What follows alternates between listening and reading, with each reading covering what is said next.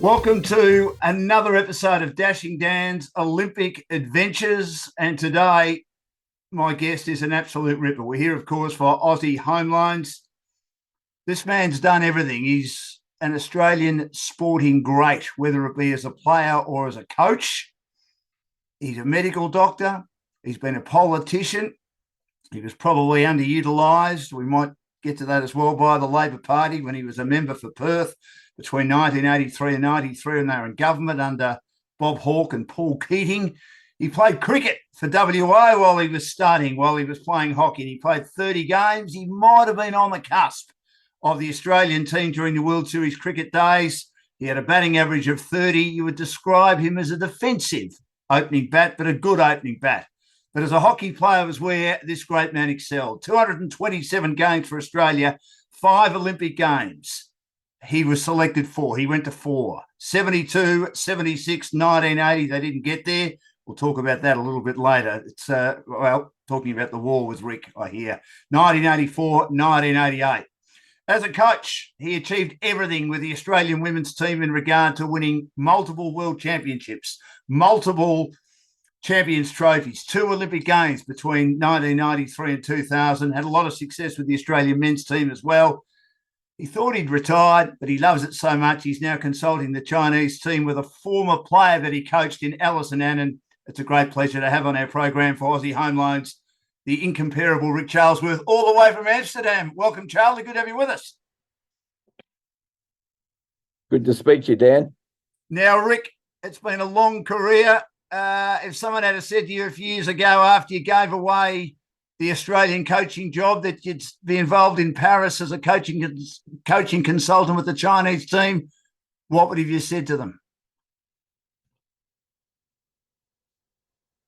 Well, I would have been very doubtful about that. You know, I had a job and was on the way, if you like, to Rio, but I thought that my younger children was still at school. You know, did I want to do that 24/7 for another couple of years? And I made the decision to not continue. I think it was the right decision for me at the time, and it's always a good thing for a team to be refreshed. So I wouldn't have thought this would be happening now, but here I am. What's your role with the Chinese team? And this is probably a silly question because you wouldn't be doing it if you didn't enjoy it. How much are you enjoying it? Well, I'm assistant coach. Well, assistant coach, all care and no responsibility in some ways, but you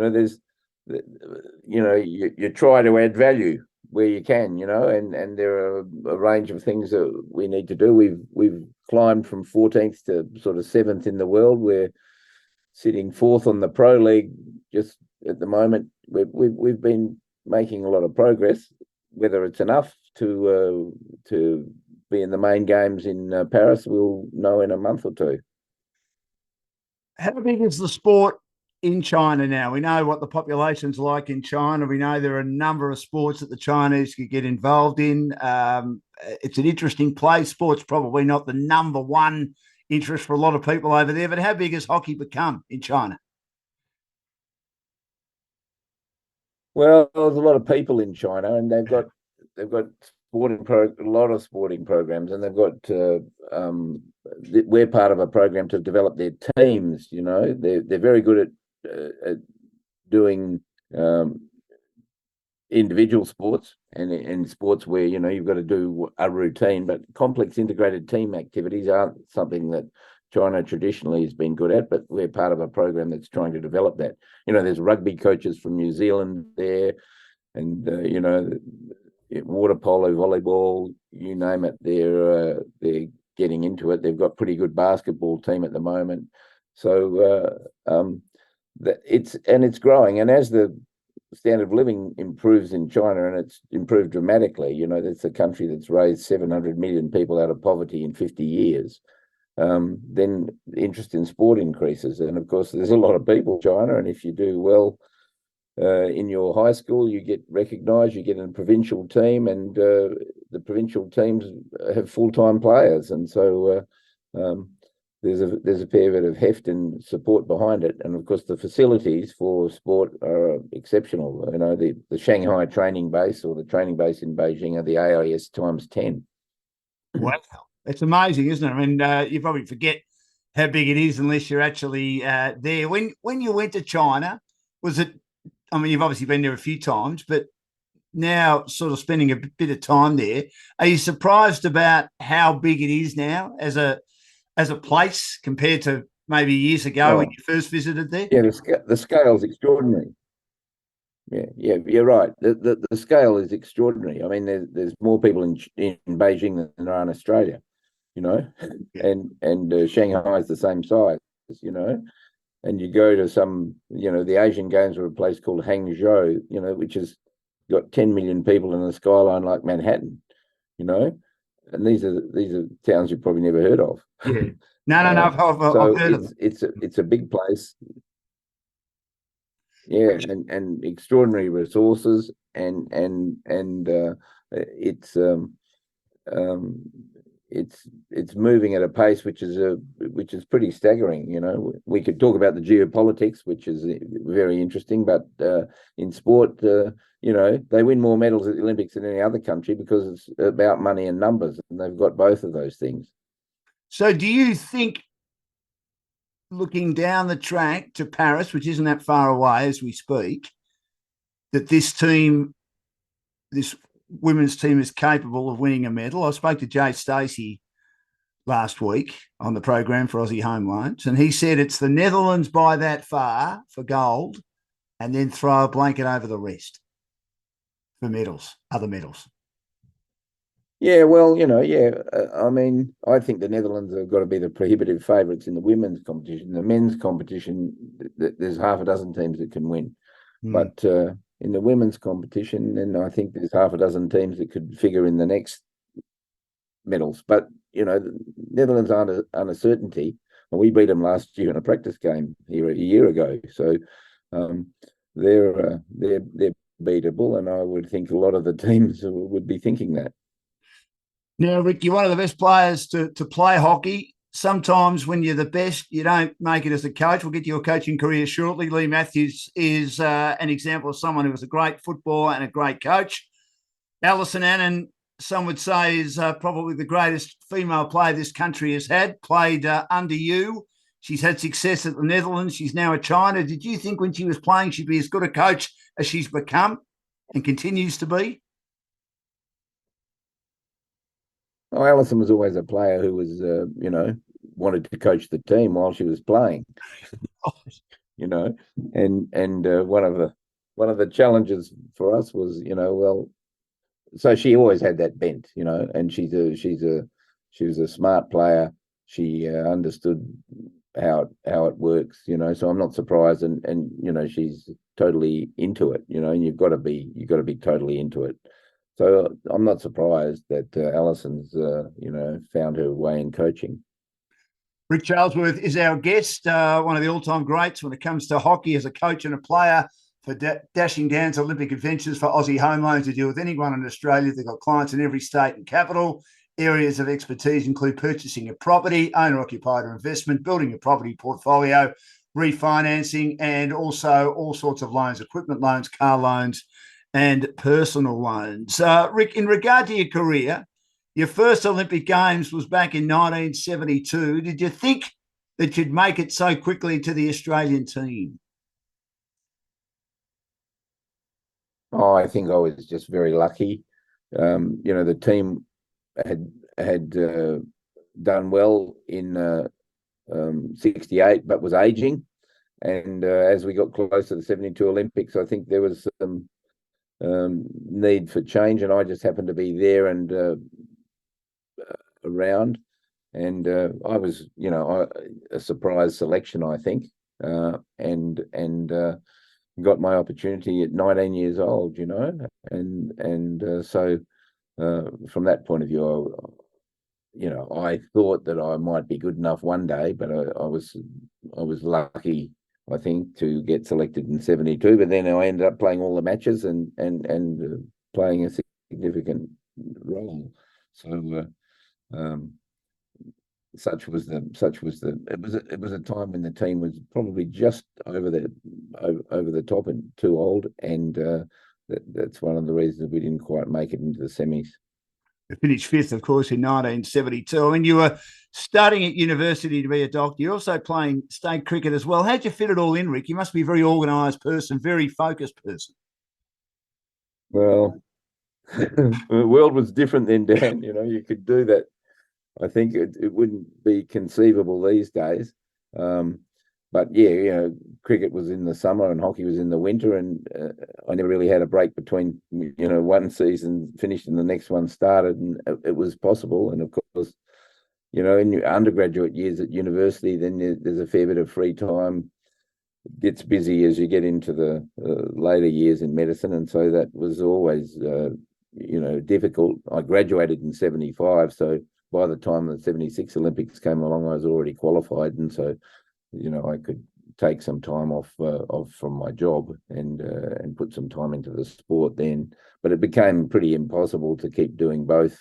And so, you know, I was 27 when I stopped playing cricket. You know, that was pretty young, really. Why hockey? Is it something you always loved? And why cricket? Oh, why do you do it? You know, my dad played cricket, and you know, when you were a kid at school in Perth, you played footy and cricket. That's what you did.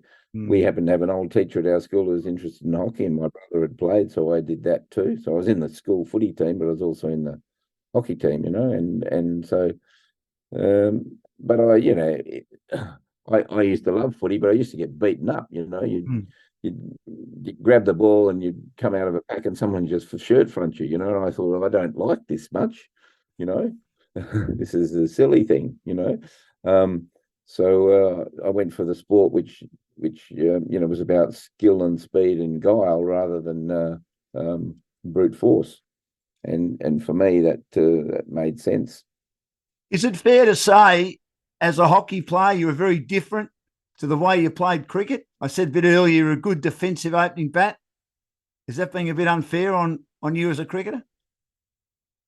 No. You look at, but that's that's how cricket was played then. You know, I mean, I also in grade cricket won the fastest 50 in grade cricket in Western Australia one season. You know, so but like you never played that way because that wasn't done.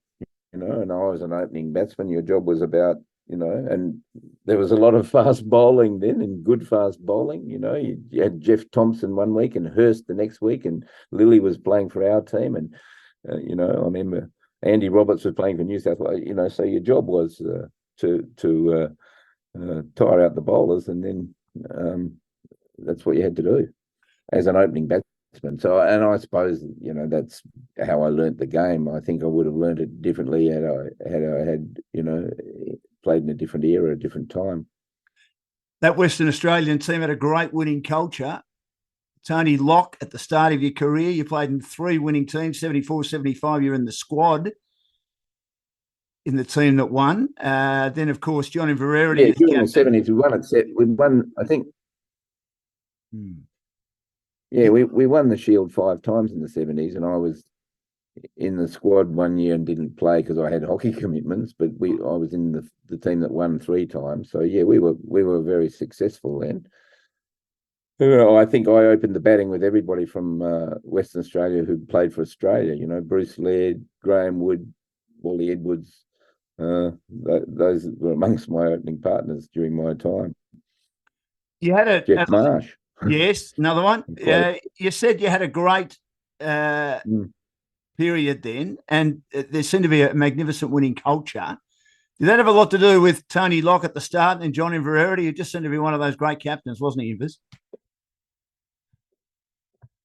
Well, I think, yeah, John and Verarity was an outstanding sort of leader of the team in that period. Lockie was just before my time, but I think he set the groundwork, and I think Barry Shepherd was also pivotal there for Western Australia, you know. But certainly during the 70s, Inver was central, and of course Rod Marsh was the captain also.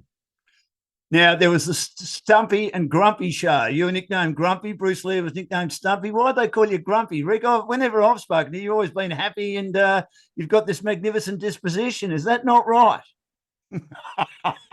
Most, most you did right there. Most unfortunate nickname, but we were both short of stature. You were, and so I remember maybe it's not PC to say this now, but they used to say, well, there go the two dwarfs, and his nickname was Stumpy.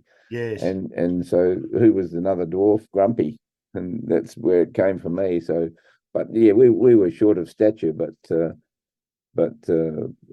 pretty good little combination at that stage. Well, you played a very similar role, didn't you? I mean, Bruce was an outstanding player of fast bowling, as we know, and so you're a left-hander. He was a right-hander. It seemed to work, didn't it? Yeah, it did, and you know, he and I, and then of course Graham Wood, who was my partner at university, because Lairdy went off to World Series cricket, and then later on Jeff Marsh was my opening partner. Now, with your hockey career, 1976, you established yourself in the team, and you headed off to Montreal. And you probably, is this an accurate comment? The team had started to change by now. Australia were beginning to dominate in most of the tournaments, and you took on New Zealand in the final. Was it one that got away, Rick? Yeah, it was one that got away, but I mean, the tournament, you have to look at what happened in the tournament. We actually played extra games, and there was an African team that didn't go. There was a boycott by the African nations in '76, and so there were less teams in the other pool, and we finished in our pool level with India, so we had to play a repechage game between the semi-final and the last round game. That was the longest game in history, 5 periods of extra time and then a shootout to decide it. So by the time we got to the final, we played 2 more games than the teams in the other pool, and I think we just run out of steam. We beat India and Pakistan, who were the 2 world champions the previous year, and so we probably that day, you know, were disappointing, and you know, that was one of the things that happened. I played for Australia 17 years, 30 times against New Zealand. It's the only day we ever lost. Is that right? And I mean, I think it had, so, you know, I mean, it was an aberration. I think that probably had a lot to do with the fact that the draw was unfair. Just on that, Rick, I mean, 76, 72, 80 and 84 were years affected by politics when it came to the Olympic Games. Did that play a part in you deciding that you wanted a career in politics, knowing that I can make a difference here, that politics really should not mix? It was one of no, I think they do mix, and they have to. And there's a lot of considerations are important. For instance, in South Africa, the sporting boycotts really played a significant role in probably the change that occurred in that country, or played a role anyway. But I think that, yeah, I mean, what catalyzed me in my political view was the Vietnam War, and the fact that as a student at university, then we were faced with the prospect of going to fight in Vietnam, a war which I didn't believe in. I thought it was foolish, and was established on the basis of a lie. And I think history's proven that to be the case. And then we, you know, a couple of decades later, we go into Iraq in the same way. So I think that that was the thing that sort of catalyzed me politically. I mean, the boycott was another, you know, another part of that, I suppose, because once again, the politics, if you like, interfered with the sporting competition, and that was something that, well, our team had become very good. You know, we were silver medalists in 76. By 80, our team was, I think, at its peak, and we didn't get to compete. That was pretty frustrating. Yeah, I'll get to that in just a second. You were winning everything by then. I mean, everyone seemed to be, as you say, peaking and at the right age. Ric Charlesworth, Australian Olympic great in coaching and also playing in hockey, is my guest on Dashing Down's Olympic Adventures for Aussie Home Loans, who deal with anyone in Australia. They've got clients in every state and also capital city, and they do Zoom as well. So to 1980, as you said, Rick, you won everything. You were the red hot favourites. And of course, there was this kerfuffle. Malcolm Fraser felt that the Prime Minister at the time, Australia should boycott because they should be aligned with the USA over the Iraq situation and Russia's invasion of Iraq and the gains of Moscow. Again, this is where I don't think sport and politics should mix. As we know, the AOC voted. John Coates and a couple of other younger officials at the time or sports administrators got into the ears of the conservative members of the Australian Olympic Committee and they voted in favour of it. But then, of course, there was a loophole that allowed sports to pull out if they wanted to, and hockey pulled out. I get a feeling that you're still very disappointed about that because, as you said, you reckon that was the one. Well, you never know. I mean, anyone who competes at the Olympics gets one or two chances in their lifetime, perhaps, But our team was very good. It had been selected. We all worked very hard to get the AOC to make the decision they made, which was a very brave one back then because the government was against it. And then, unfortunately, the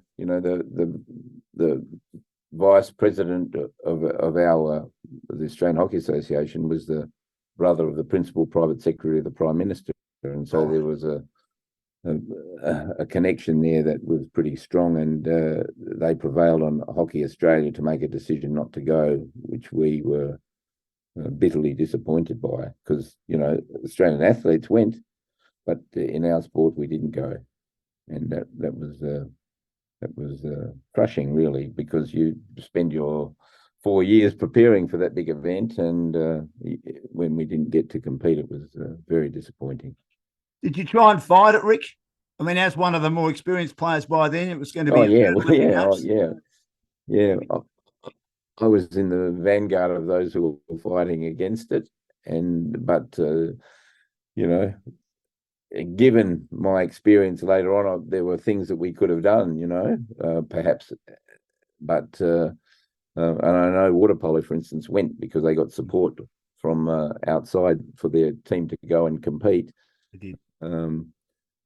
And as I said, our team had been selected. The athletes unanimously were keen to go. And the irony is, of course, that the struggle wasn't Iraq then. It was Afghanistan, and it was because the Russians had invaded Afghanistan. Well, you find a few decades later, who's in Afghanistan this time? Well, it was us. So not much has changed, has it really? Well, no. If you look at geopolitics, and you look at the British, they tried to get to succeed in Afghanistan a century earlier, or more than a century earlier, and they failed in the same sorts of places that. The West failed and the Russians failed. And it's, it seems like a timeless lesson. It's pretty hard to occupy someone else's country, and countries keep trying to do it. Pretty nutty. Now, by 1980... We're seeing it in... Keep going, Rick. Sorry, we're seeing it in Gaza at the moment, We're seeing it in Gaza at the moment, and the occupied territories in the West Bank. It's still a hot spot, 70 years on from Israel beginning as a country, and the geopolitics, I think, is pretty scary. Do you think it'll ever change in our lifetime? Oh. You think we would learn the lessons, but I'm not sure that we ever do. But yeah, so then I was a young athlete. I wanted to compete in the games. That was the thing that was central to me. And was pretty confusing, the way in which the Olympic movement was interfered with, if you like. So fast forward to 84, and Ric Charlesworth is my guest for Dashing Down to Olympic Adventures for Aussie Home Loans. It's off to LA. The team's still a pretty good team, pretty similar to 1980, but 4 years older. Do you feel that this team, as you touched on a bit earlier, was a bit like 68 or 72, maybe just teetering over the hill a bit, Rick? Well, no, I think the team had been refreshed, but yeah, some of us were getting on, but we had been playing very well, and we played a pretty good tournament. We finished on the top of our pool, we're undefeated. We had a difficult semi-final against Pakistan. These days we have video referral. We lost the game on a ball that was hit outside the scoring circle, So that's the sort of thing that can happen, in a low-scoring sport like ours. One or two significant events can make a difference. It was a tough struggle, that day. It was a hard game. Pakistan were very, very, they were very good. But it was just one incident that decided it. That was very, very disappointing, and so you find that's, if you like, the way a career can go. And you lost the bronze medal as well to Great Britain. Did that play on the team's mind, knowing that you might have been, for want of a better expression, cheated out of that semi-final unintentionally? Oh, yeah, you can't say we were cheated out of it. I mean, we thought it was an illegal goal, and the umpire made a split decision at the time, as they do. Nowadays, as I say, you go back, you refer it, and you would see it was hit from outside the circle, wouldn't have been a goal. Game would have gone on, and who knows what would have happened. But that's the reality of sport. I'm glad that we have the capacity these days to at least make sure that clangers don't occur. So that's an improvement and a development. But yeah, we played a good game in the bronze medal game. We had 18 penalty corners, the other team had 2, and we lost the game. That's just one of the aberrations that occurs from time to time.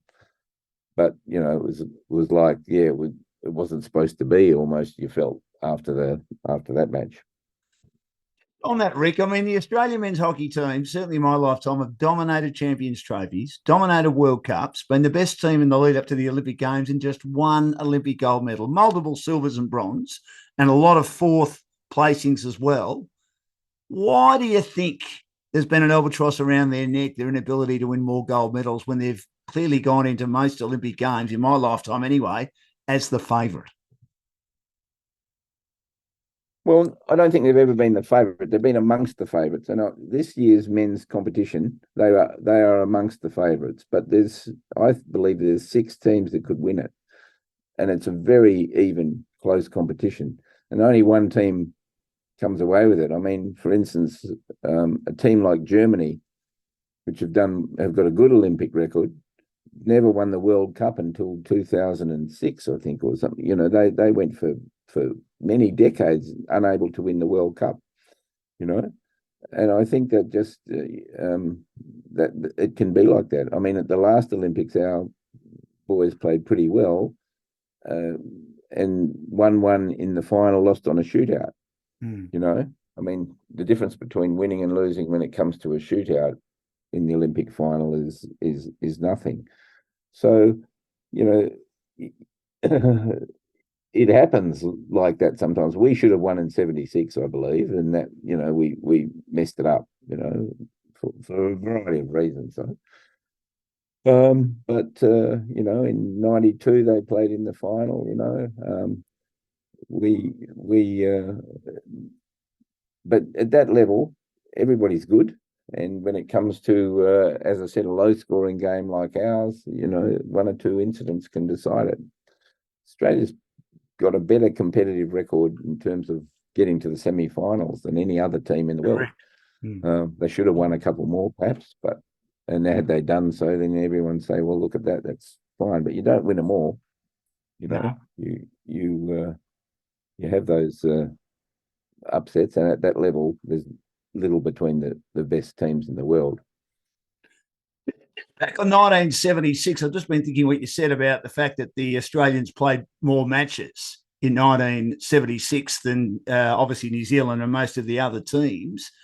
I mean, did you know going in that was likely to happen? And I mean, it's very different in those days. Oh, not really. No, well, no. The African boycott occurred just a couple of weeks before.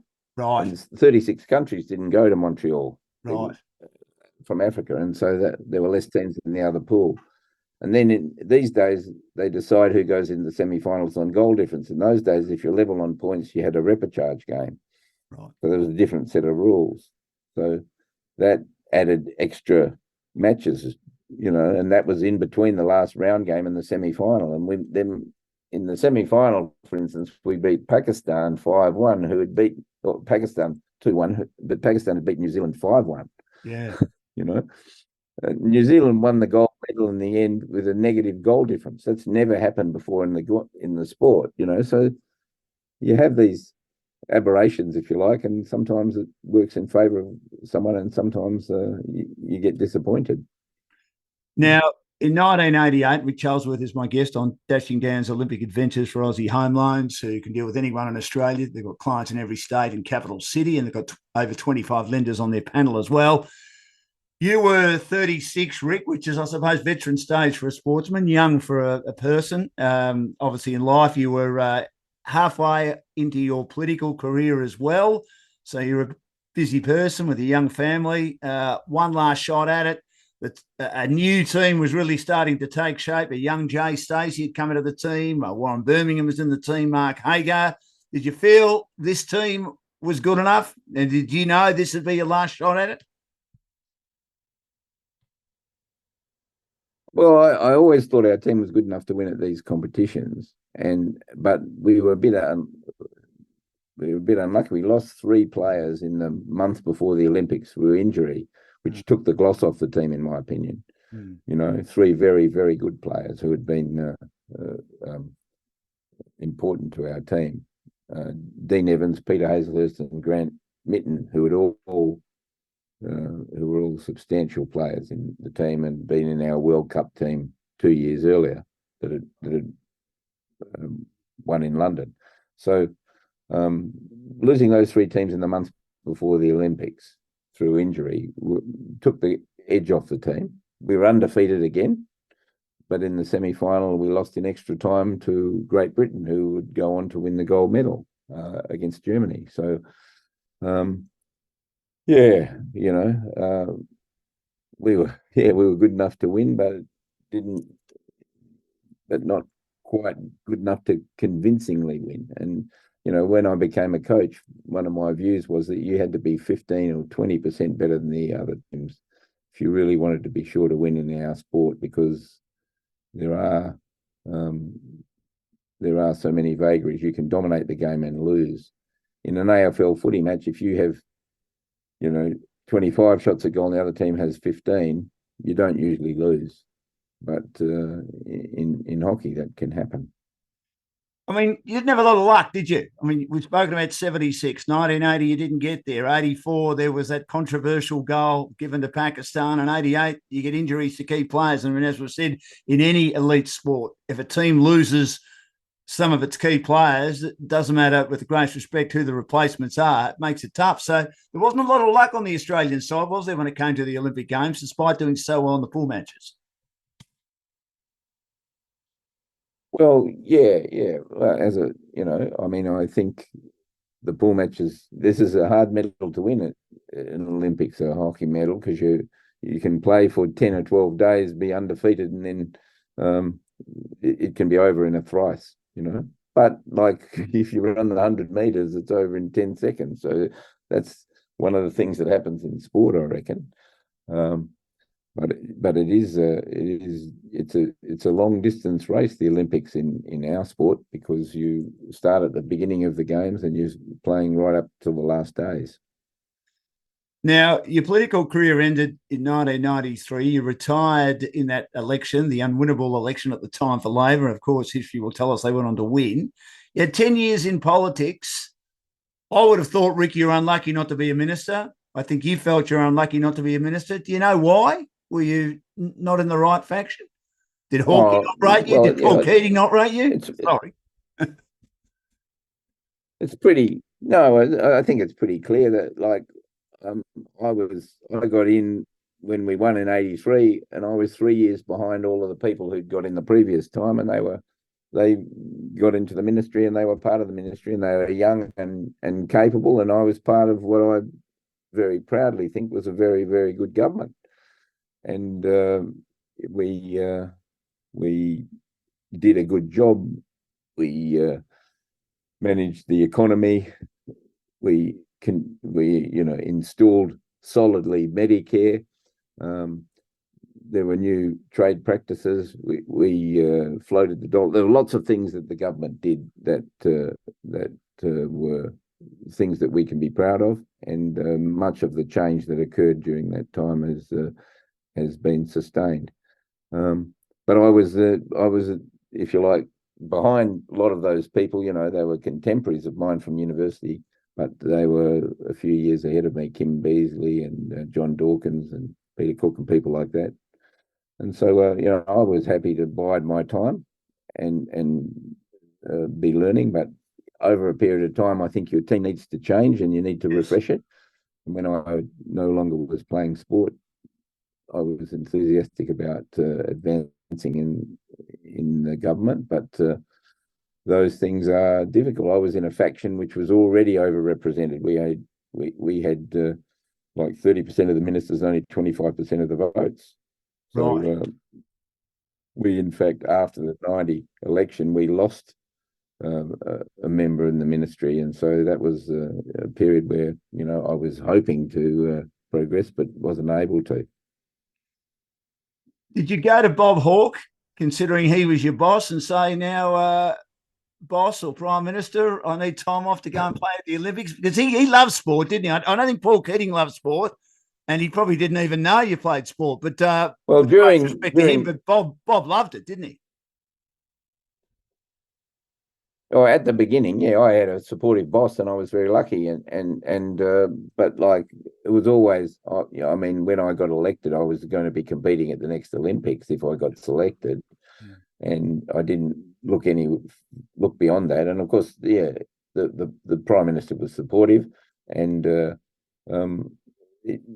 Olympics occurred during didn't occur during the Parliament sitting, so there was no issue there. I mean, I only travelled overseas 3 times in the 5 years I was in the Parliament and playing sport, and the team went, I think, 14 times. So I didn't do all of the fulfill all of the requirements. I wasn't always available because I had other duties, but I had a supportive boss. There's no doubt about that.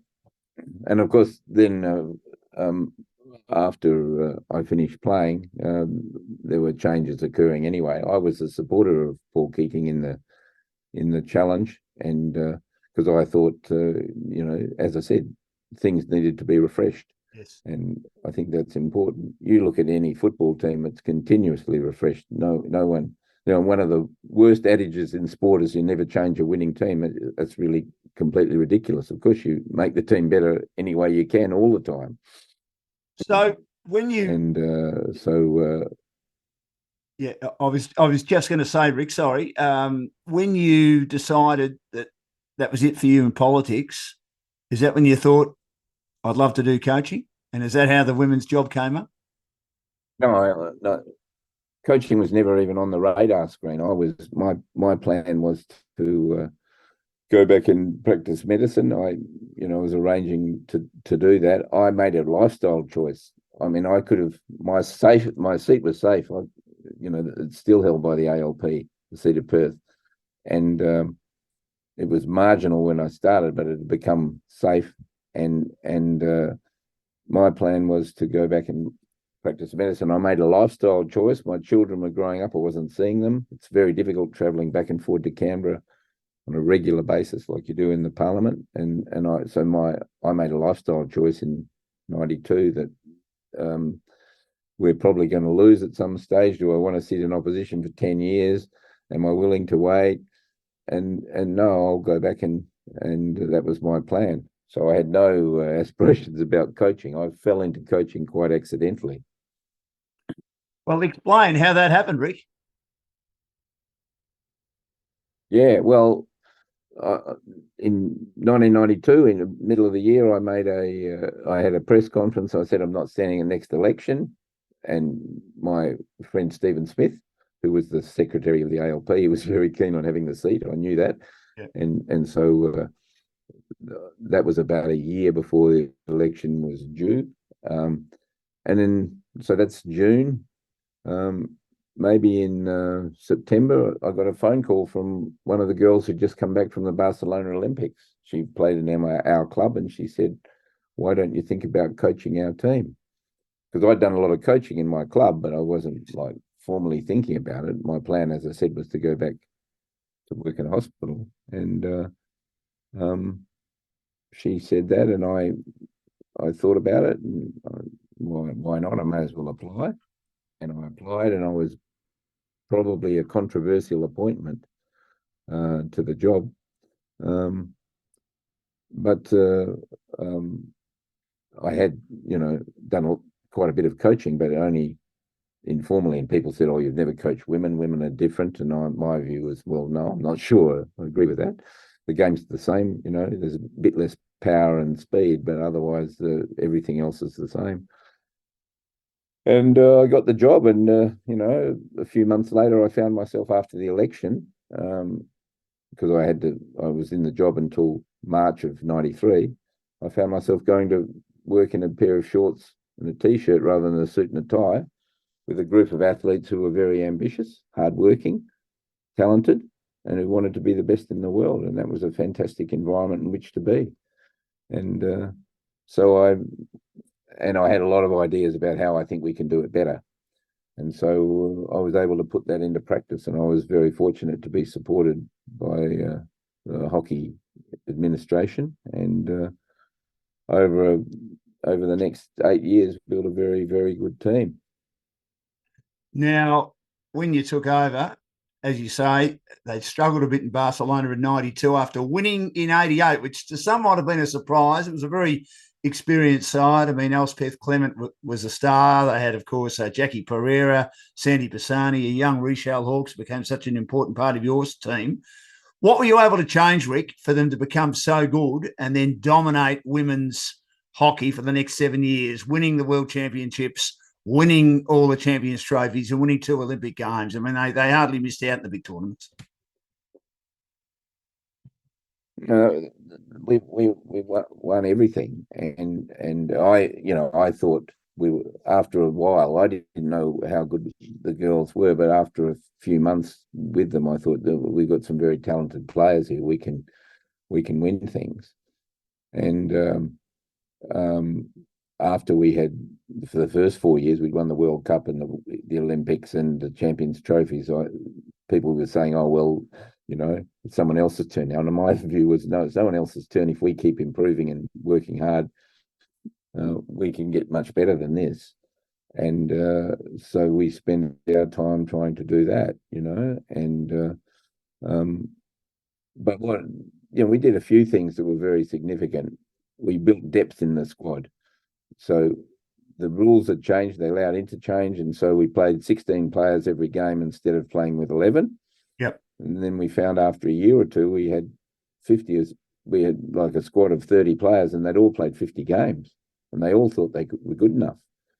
And so that created an environment of competition within the group, and that pushed the standards, and they pushed each other, and they competed against each other in a way which lifted the standards.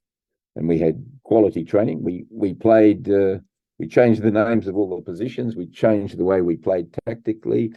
We played a more aggressive type of game, heavily pressing. We were the best offensive team in the world, but we also, as a result of that, became the best defensive team because we played in the other team's half all the time, and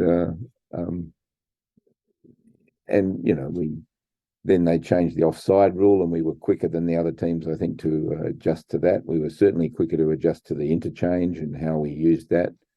We played a higher tempo game than other people were used to, and so we were able to be quite dominant.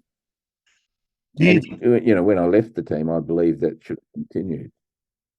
Do you think, we'll get to that in a second, do you think that they started changing some of the rules, Rick, to stop the Australian team from dominating, or it was just a change of the rules because the game is evolving? No. I think that the interchange just came along, by happenstance, I suppose. But I think it was a good thing and then the offside rule got changed 4 years later, and offside was difficult. I was opposed to changing the offside rule, but they did it, and so I think we adjusted quicker than many of the other teams. But no, I don't think there was any conspiracy about changing the rules, because there's some of the rules I'd like to see changed, but they're not going to. But I just thought, we were creative in that way. We started to use as an important part. I mean, one of the areas where I believe the most change can occur is in human behaviour, and so we had a psychologist as part of our team and an expert in that area, because every coach thinks they're a psychologist, but they're only amateurs, and actually understanding what's going on with the individuals and how you build a cooperation in a team. Those things are some of the hardest things to do, but if you do them well, you make a difference. I mean, for instance, we didn't have a captain for our team. We had multiple captains, and everyone had said that was controversial, but really it just made sense. And if you look at every sporting team now, I think they're doing the sorts of things that we were doing back in the 90s. Ric Charlesworth has joined me on Dashing Dan's Olympic Adventures, one of the all-time greats when it comes to hockey at the Olympic Games as a player and a coach. And, of course, we're here for Aussie Home Loans, dealing with anyone in Australia. They've got clients in every state and capital. And among their areas of expertise are construction, cash out, debt consolidation, first home buyers, equipment loans, car loans and personal loans.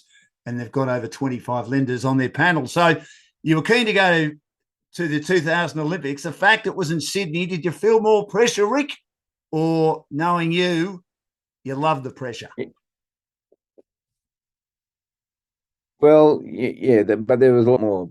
There was more pressure than ever before, because there was a great expectation then. It's easy when you're underrated. Everybody likes to be underrated, but once the expectation is that you should do well, then that becomes something that you have to manage, and can be difficult. And so going into Sydney, there was a lot of that. Even to the extent that someone like Rochelle had to give the oath at the opening ceremony. I mean, there's a big event for an athlete, having to stand out there at the opening ceremony and recite the oath. That sort of thing that brings lots of pressure to individuals, and there was an expectation for our team. Lots of people, you'd run into them and they'd say, "Oh, we've got tickets for the final." Well, we've got to get there first. That takes sort of 10 or 12 days before you know you're there. And so there was a lot of that sort of expectation. But I think, we had to manage it. And indeed, we played slowly at the start, but we built into the tournament, and we played some of our best hockey at the end. As you said, you're a believer in changing the team around. There were a lot of, in doing my homework on this, there were a lot of different names in the 2000 side compared to the 96 team. This is probably a hard question. It's probably asking, which one of your children do you love more? Which was the better team? Which was the more talented team? The 96 team that won in Atlanta, or the 2000 team that made it back-to-back in Sydney with a pretty different side? Yeah, it's always hard to say, different era, some of the rules have changed, things. I think that sporting teams generally are progressing all the time. The players of today much better than the players of 30 years ago. But that's not to say the players of 30 years ago, given the opportunity today, wouldn't have done equally as well. It's just that the game develops and the time that you can put into it. And so I think you got to say that the team in Sydney was a better team than the one and part of that comes from the selection. There were one or two difficult selections we had to make before Atlanta. There were 5 or 6 difficult ones before Sydney because we had even more depth and more possibilities. And it makes the selection hard, but it's the sort of ideal environment for a coach that you have having to leave good people out rather than just find who the last one is. So when you have to make decisions like that, and it's line ball for the last few spots, indicating how talented the team is, what are the conversations like, Rick, that you have to have with the players that have missed out? Very difficult, hardest thing you have to do, that's not something that you look forward to as a coach because it just is very difficult. Because the athletes think, look, I've done everything you asked of me, and they have. But then we had to make a judgment between you and someone else, and we thought on margin that they were better because they'd done everything too. So those are very difficult conversations, and you don't go into them with any relish. But indeed, in one of my books, I've got a story written by one of the players who went through that. She missed out in 96, but she's successful in 2000, But in 96, she expected to get in and didn't, And she describes her emotions, and those are very, very difficult. You got a name for me? Because I haven't read the book yet, but I'll read it. Well, that story, it's in it's in my book, The Coach. Katie Allen was one of the players. She was a young tyro who came into our team late for the Dublin World Cup, played very well, and 2 years later didn't get into the Olympic team in 96, and 4 years later she was still around, and she made it to Sydney. And she was a very good player, wasn't she? I mean, look, you had a team full of very good players, didn't you? I mean, you still got to coach them and play the way you want them to play. But, I mean, as you say, it was just a great time for the Australian women's hockey team with the amount of talent and the amount of depth. You touched on it earlier, and I'm interested in getting your view on this, Rick. Why do you think this team hasn't won a gold medal since? Or when you say this team, I mean, it's obviously changed a lot since then, but the Australian women's hockey team, they're not obviously rated highly as they were under your guidance, even though Katrina's done a great job at them. The Netherlands, as we've mentioned, clearly the best team. But why do you think this team have battled, A, to not only win gold, but B, to also win medals? In 2004, as I said, when I left, I think they had the makings of a team to win in Athens easily. I mean, the hard thing in our game is scoring goals, and of the 6 goal scorers, significant goal scorers in Sydney, 5 were still available 4 years later. But Alison Annan didn't get selected. I think that was, for whatever reason, unfortunate because she went to live in Holland, but she was still Player of the Year in Holland a couple of years and didn't get selected for Australia. I think that was a mistake. And others moved, and in the tournament in Athens, they just missed out. Twice since then, they've missed out on the semi-finals at the Olympics on goal difference. So they've been very close, Twice they've played in the World Cup final in that sort of last 20 years, Now, if the Matildas got in the World Cup final, it would be, front page news for a month. So, and in some ways, that's just the way the media reports the sport, I suppose, unfortunately, because we're still waiting for Matildas to win a medal at major competition, and yet they're the flavour of the month now. Whereas in the 90s, the Hockeyroos were there. The Hockeyroos were there because of fantastic performances. Unfortunately, for the water polo team, someone else wins, it doesn't seem to get the same coverage. Well, I did in 2000. So I'm blaming the media there for some of that, Dan. Yeah, well, look, Rick, I'll and last year. Yeah. Go on, keep going. But last year, our the women won the bronze medal at the World Cup, and I think that they're going to be competitive again in Paris. With a few breaks, who knows? That's where it is. Are we too? Well, you're from WA. I'm from Melbourne. Spent some time in WA, as you know. Are we too AFL centric? I think we are. Oh, yeah, well, if you look at Australian sport, look, I mean, I lived in New Zealand for a couple of years with New Zealand and worked with New Zealand cricket. Yes. And in New Zealand, rugby is everything. But I used to say to them, well, if everybody in Australia played rugby, we'd murder you, because all of those fantastic athletes in the AFL, they're not playing international sport. They're not playing soccer, or they're not playing rugby. And so we've got so much sport. And so, we've got 2 rugby codes, soccer, footy, and then you've got secondary sports like hockey and others, so that aren't being stretched a lot. We're fortunate in hockey to still have enough, if you like, top grade athletes who are playing our sport, and that maybe they're the ones like me who decided, we don't want to get beaten up. That doesn't mean they're not courageous, because as well as I do that hockey balls hit around at 120 k's an hour. It's going fast and it's flying all over the place. You've got to be brave, but you just don't get crunched all the time, which is part of the deal in rugby or Australian football, isn't it? Ric Charlesworth is with me on Dashing Down's Olympic Adventures for Aussie Home Loans. Rick, when you retired from coaching the women's team, I always remember having a conversation with you and the great Glenn Mitchell and the late great Wally Foreman in our ABC Perth studios many years ago now, after you'd retired, that you always wanted to coach the men's team. That was always, you'd coach the women's, you'd had a lot of success.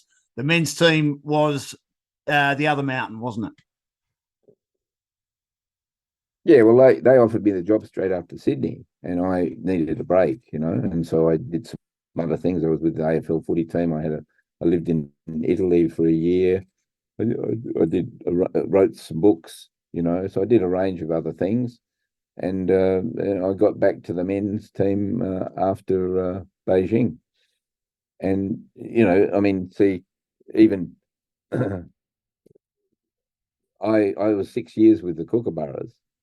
And the Kookaburras won everything, except we slipped up on one day, and we had a better winning record than the Hockeyroos, that's the thing that you get remembered for if you're in the Olympics. Unfortunately, we lost in the semi-final in London, But I mean, when people ask me what do you think's the best thing about your coaching legacy, I think it's that we won the important matches, during my career as a coach, in the World Cup, the Olympics, the Champions Trophy. When it came to the semi-final or the final or the major matches he had to win, we won 24 out of 25. Wow. And only one day we slipped up, but that's the one that people seem to remember. Can you remember why that happened, Rick? And do you still think about it all the time? Yeah, I know why. Yeah, I think we made some mistakes. It started a year before.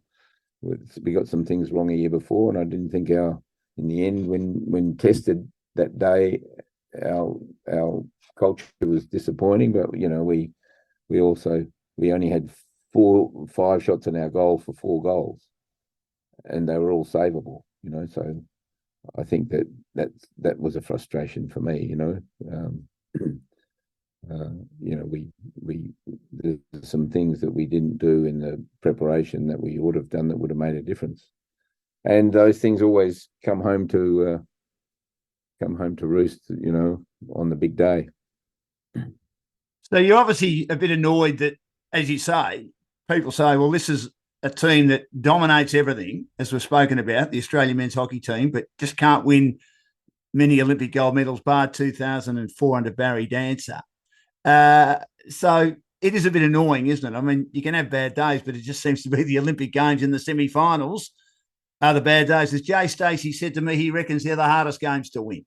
He played a lot of hockey, over 300 games, and said the semi-finals at the Olympic Games were the hardest games to win. Yeah, well, and I think, I think the semi-final, the final's in some ways easier. I'm not sure why, but I suppose it's just all for you. But I think that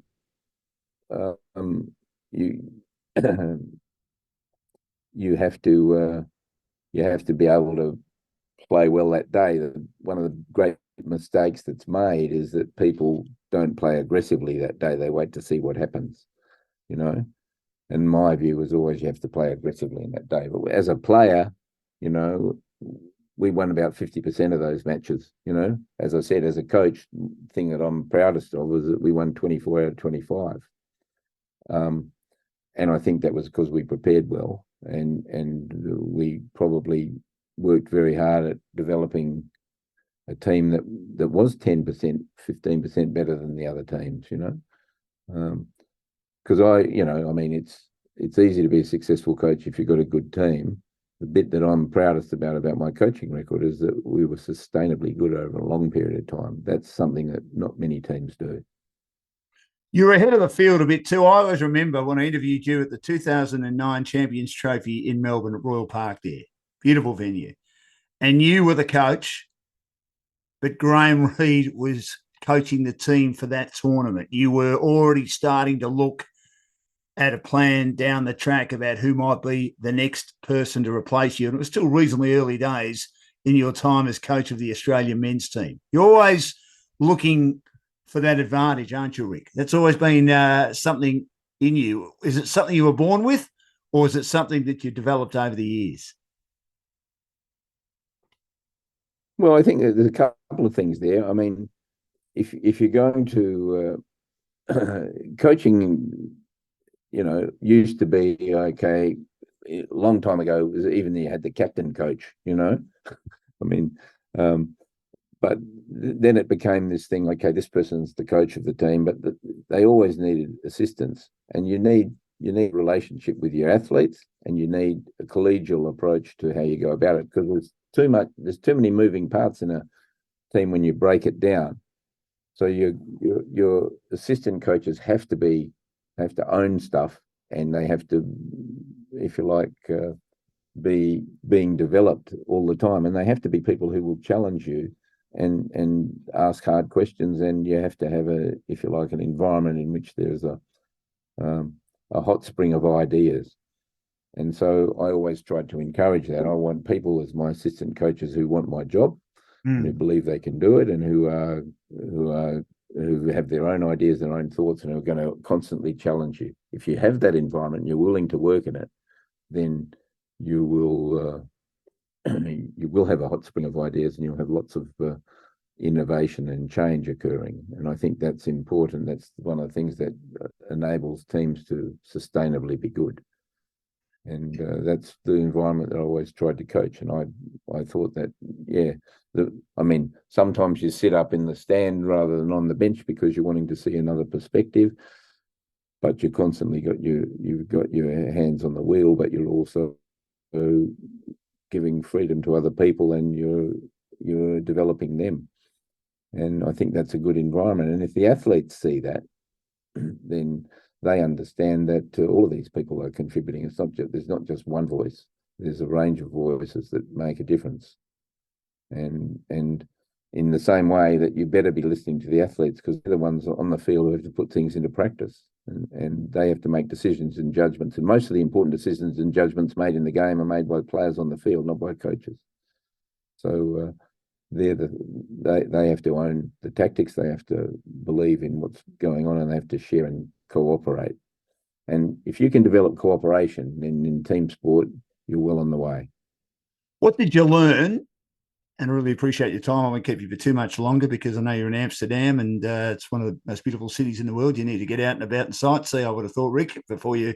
I think you're heading away again tomorrow, aren't you? So there's always something going on, isn't there? I'm jumping on a bike. Yeah.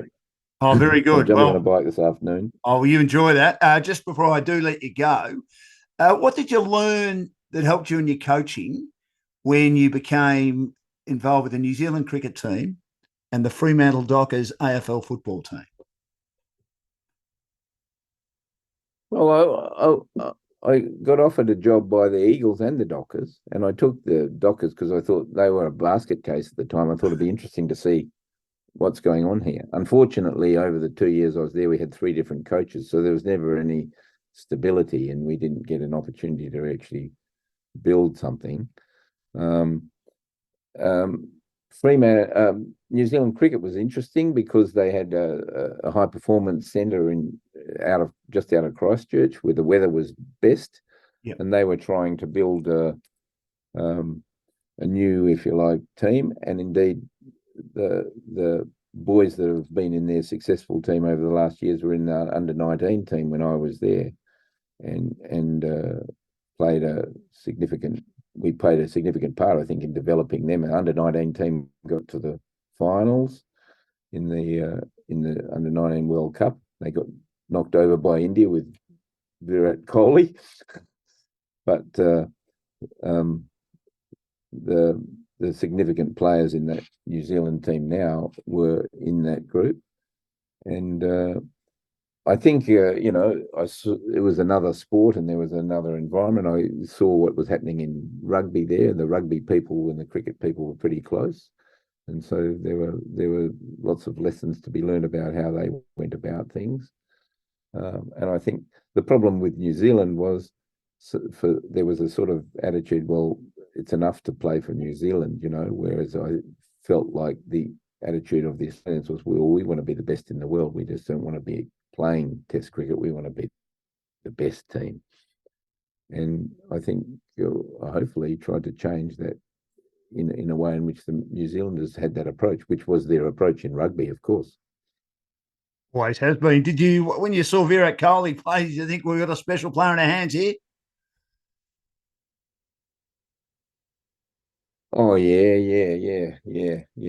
But I'm trying to reach for his name now. The captain of the New Zealand team, Kane Williamson. He was a young boy Kane was a boy in our team.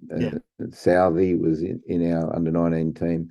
Those players were there then, and Kane Williamson was this wonderful young player in the under-16s when I first got there. You could see that he was going to be special, and of course, India always had some special players. Watching from afar, Rick, looking at the Australian cricket team now, Justin Langer got moved on because the players didn't like his style. We seem to have to treat our athletes a bit differently. And the younger they are, the generations change, and they don't like fire and brimstone. And any criticism that they have or have to have has to be constructive, and you've virtually got to be, for want again of a better expression, mollycoddling them. Just watching from afar, do you think that the players have had too much of a say in how the Australian cricket team's been run and who they want to coach the team? Well, I mean, maybe we're going full circle. Ian Chappell didn't think you needed a coach. No, that's right.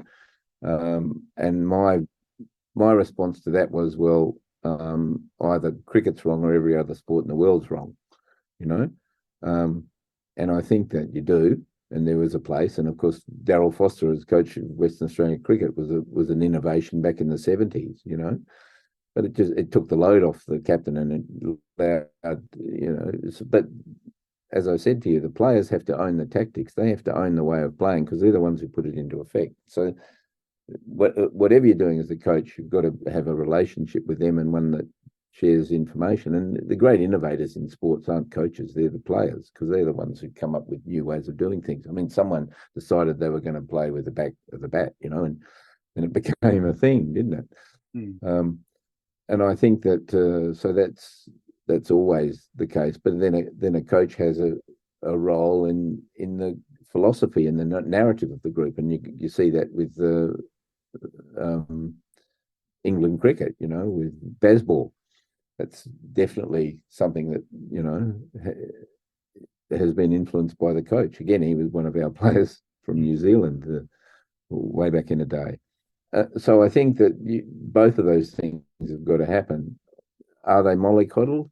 Yeah, you got to be careful. I mean, if you look at the most expensive sport, one of the most expensive sports in the world, like soccer, I mean, the coach gets changed, not the players, because of the salaries and all of the things that are going on there. And that seems pretty strange to me, because the players have got to be part of the deal when it comes to what the results were. But your team goes badly for a few games and we change the coach. That seems like a pretty nutty solution for me.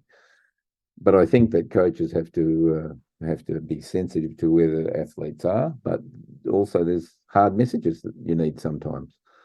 And we got the balance right on that? I'm not sure that the balance is right, because there are times that you have to say difficult things, and players have to hopefully be able to accept that. Of course, you don't bully people, but also that one of the strange things that seems to be the case is now people are always anxious.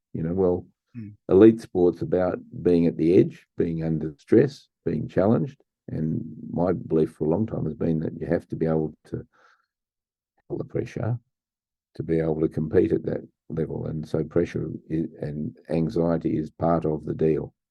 And if you're not willing to put yourself in that situation, then maybe you go and do something else. So even though mental health is a big part of society nowadays, if someone's suffering from mental health and anxiety is a big trigger of that, do you believe that they've got to take themselves out of that, I suppose, high pressure environment of elite sport, even if they might be good enough to play it?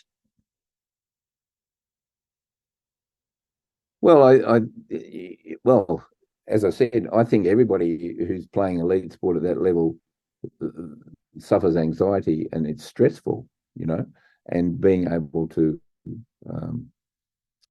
cope with the stress or the pressures is part of the deal of being an elite athlete. You can learn that. You can develop the skills to handle that. Many athletes did, and were always able to do so for all sorts of reasons, with their own mechanisms. But they can be helped, and that's why you need specialists in human behaviour who play a role. And I always had, as part of my team, people who were specialists in human behaviour. Indeed, after our slip up in London, with the men's team, we had 3 sports psychologists. They weren't full time, but they were all working with our group in an endeavour to remedy that. And 2 years later, in a World Cup final in Holland in front of 25,000 Dutch people, we played Holland and won 6-1.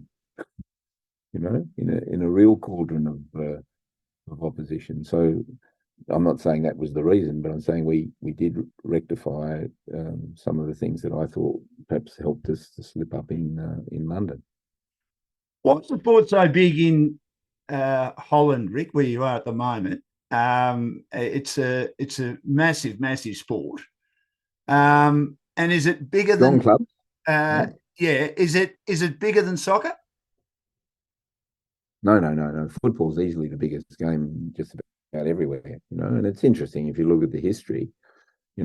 Soccer went around the world when the British built railways and colonised the world, and hockey went there too, and rugby, and many of the games that we understand, cricket, of course.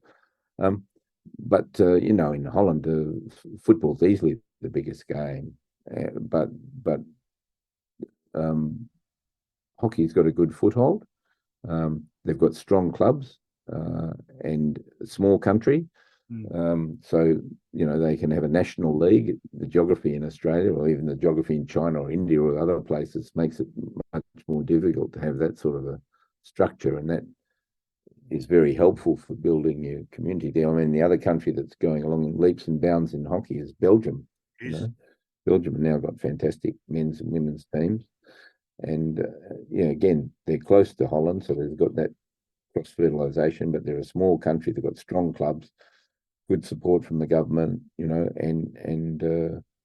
Being a little country in Europe helps because you can get lots of competition easily, and if you get a competitive environment for clubs and for nations, then you build quality. Last question before you go for your ride, Ric, and again, I really appreciate your time for Aussie Home Loans, for Dashing Dan's Olympic Adventures. The future of the Olympic Games, you worried about them? Oh, yeah, I reckon that, I mean, the Olympic Games is trying to rebuild itself all the time. I mean, we were in Antwerp recently, and the games after the First World War were held in Antwerp. Yes. And there's a picture on the wall of a tug of war. Tug of war was an event at the Olympics. Yeah, it was. Like, it's pretty weird when we think about it, isn't it? We think of that as sort of a party trick on a picnic at the railway workers' picnic or something, But that was an event at the Olympic Games. Now we've got surfing and skating and rock climbing and all sorts of these other things in the Olympics. So they're trying to be contemporary and reinvent themselves, and they're probably doing a pretty good job. As a major event in one city once every 4 years, maybe that's something that's going to be challenged. Maybe you could have an Olympic event in different sports in different places, but it could still be in that year. Maybe that makes a bit more sense. In our sport, they're trying to think of new ways they can make it sort of trendier. But how much do you want to change the sport? Will we have futsal in the Olympics instead of soccer at some stage? I don't know. But it's trying to stay contemporary, the Olympics, but I think maybe the model that we've had for the last century needs to be reconsidered. Maybe it'll do it in a different way. I like the concept, the idea of, every 4 years, the best in every sport getting together and competing. I don't think that's a bad thing. I think sport, as a way of international competition is far superior to war and the other things that we seem to have a predilection for. So I hope there's a place for it, but maybe it needs to shift or change in some way. Well, Ric, it's been absolutely fantastic. I hope I haven't taken up too much of your time. I could go all day, but I know you've got to get out and enjoy the day. And I look forward to seeing how the Chinese team goes with you and Alison in charge. I'm sure that they'll be pretty hard to beat. Looking forward to the Olympic Games. It's not that far away in Paris. You've had an outstanding career as a player and a coach. You're an ornament to sport. You're an ornament to Australia, and you're an ornament to the world, if you don't mind me saying, with everything you've done in your life.